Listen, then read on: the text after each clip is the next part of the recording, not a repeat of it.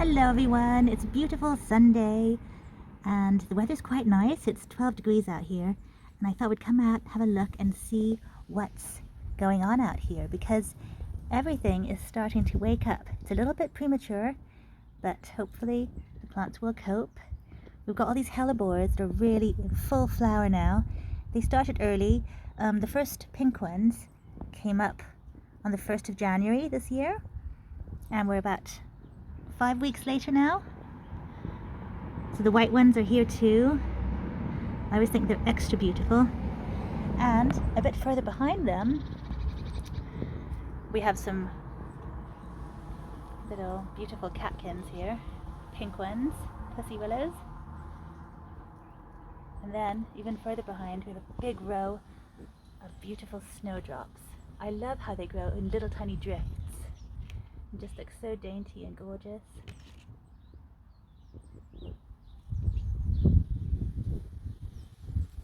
And further along up here, next to the door, we have a Japanese quince, and it's just bursting into bloom now.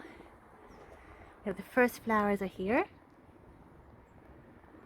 They're sort of a really bright orangey pink. And funnily enough, I did pick a few of these branches and I forced them in the house and they were really soft pastel pink when they flowered. So I think it's because of the lighting. They do a lot better outside. But they're starting to come now too. They're very hardy. They wouldn't mind if the temperature drops again. Down here we have some more beautiful snowdrops. Can't get enough of them. They're so pretty. And we have some little wildflowers too, some little wild violets. There's lots of daffodils coming up too. And lots of beautiful little crocuses spearing their way up. The little crocuses, they open up during the day and then they close up tight now during the dusk. It's getting a bit darker now already. And here we have something that's popped up everywhere. They really just spread a lot. They're native hellebores.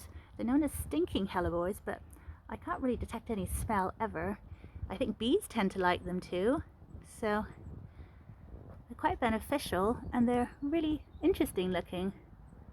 So I quite like them. I let them go wherever they want to spread. They are quite welcome. And let's go on a bit further. There's little primroses. These are native primroses as well. They also just come up whenever, wherever. Over here we have some poppies. These are oriental white poppies and they just stay there. They're perennial, so they stay there all winter, slowly grow, and they will have some flowers quite early on.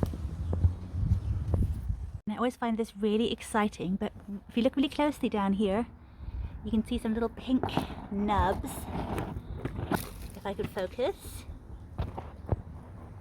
Down there, those are little peony spears that are starting to make their way up. Now this is a really interesting one for me. This is a Japanese pear, Niseki, I think it's called. Not sure how to pronounce that completely. It's also known as a 20th century pear. And I planted it last year and it actually flowered quite a bit. You can see there's lots of flower buds on it now. We didn't get any fruit last year, but it is supposed to be self-fertile. So it doesn't really need to have a pollination partner, which is very handy because I do have some other European pear trees which it can cross-pollinate with, but these ones here tend to flower a lot earlier than the European ones. And so it'd be difficult for them to cross-pollinate. But look here, there are really some flower buds. If I could focus, let me try to get closer here. They look like they're really close to opening. And we're only in the very beginning of February, so it doesn't seem ideal. I might have to make a mental note to throw a little blanket over these or a sheet over these when the temperature drops. in about 10 days or so, as it's meant to. Hopefully the weather forecast will change by then, but you never know. So yeah, but it's looking really ready to start going.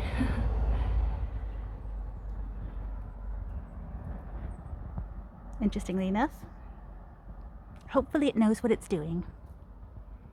I just thought I might also show you something that's seeming a bit early out here in the greenhouse as well. I've been overwintering my very dwarf nectarine tree out here, and it's full of little flower buds, but it looks like it's starting to shoot out some leaves. And again, it's so early, so hopefully it'll be okay. I have to keep it under cover because they're quite hardy, but they can really get leaf curl damage if you leave them out in the rain. There's something about the spores in the rain just really damages them. So I'm keeping it here. And we'll see how it goes. Oh my goodness, look. It's really going to flower soon. I mean, it could still be a matter of weeks before it flowers, but that seems early too. Okay, how exciting. I'm definitely going to hand pollinate these guys. I didn't get any fruit. I got this tree last year as well. And it's a very dwarf one, so it's going to stay in a pot because it also enables me to put it into the greenhouse. But I didn't get any fruit last year, so hopefully this year will be the one. Wow, I hadn't seen that little speck of pink before. It's quite exciting. There's lots more going on in the greenhouse too that I won't get into too much detail about today because of time constraints. But we've got lots of little lupins that are really starting to put out lots of growth. They were seeded last year, or I sowed them last year. And the same thing with all these foxgloves. I have loads of them, and I've been transplanting them into other little containers like bottles, and also over here into little individual pots, so they can put on lots of growth. I need them to get big enough to start flowering this year because they were sown last year because they're biennial perennials. So they need a whole year just to get settled in with their roots and prepare themselves to flower. So hopefully, I love foxgloves. So hopefully we get lots of flowers this year. But yeah, let's move on back to the garden. Lots of things overwintering in here. Oh yeah, and the bilberries too. Look, they look like they're ready to start flowering soon. Everything's fattening up a bit. Oh yeah, and speaking of bilberries, the blueberries too. Let's go over there. Look at all these blueberry buds. They're looking like they really want to spring out very soon. There are little beautiful green tips everywhere. Like usually I try to wait for as long as possible before I start doing my little spring tidy up. I would want to cut back any dead bits, do a little bit of pruning, and also refresh the soil, because as they're in pots I have to be really careful and make sure that they get enough nutrition. But it's just, if it's so early and if I start feeding them now, that will really encourage them. So I'm holding off for just a few more weeks, I hope. And I think that once we're through this warm week and we get a really cold spell, that will help prevent things from springing out too far too early. But we will see. I might actually have to throw a little blanket over these guys too. Time will tell. They're very keen. So here we have my potted goji berry. I've grown a few of them from cutting now, and I've got some in the greenhouse and some already out in the garden, and they're also completely springing out. So all this growth is going to be a bit tender. I might need to cover it, but I'd really rather not. Again, it's always tricky to get everything covered, so we'll see how it goes. I haven't had any flowers or berries on these plants yet. I'm really hoping this year will be the one when they finally decide to give me some wonderful goji berries. But the thing about these plants is that the leaves are really nutritious too. They're full of all the same vitamins and minerals that goji berries have, so I like to add them to salads and things. And they're really pretty as well. but they do have a very early start, I must say. I'll be keeping a lookout for any flower buds. And these are gorgeous, gorgeous, big black tulips. Well, black tulip magnolias.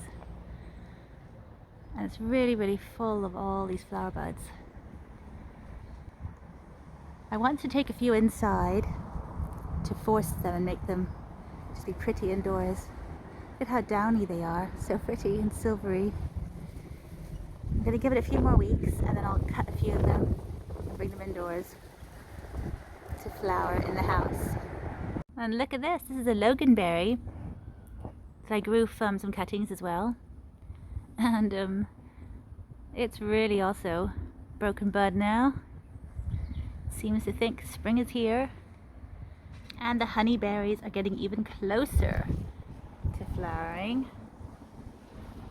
I showed them a few weeks ago when they were really starting. Amazing, isn't it? And these guys are another one I don't need to worry about whatsoever. They are so hardy, frost tolerant. I've had them covered in snow and they still fruited. Look at this lovely lace hydrangea. It's really gone for it. It thinks spring is here. Wow. Look at that. I think I really need to cover this one up a bit. Give it a bit of protection when the cold comes. We'll see. And look who is hiding under a tree.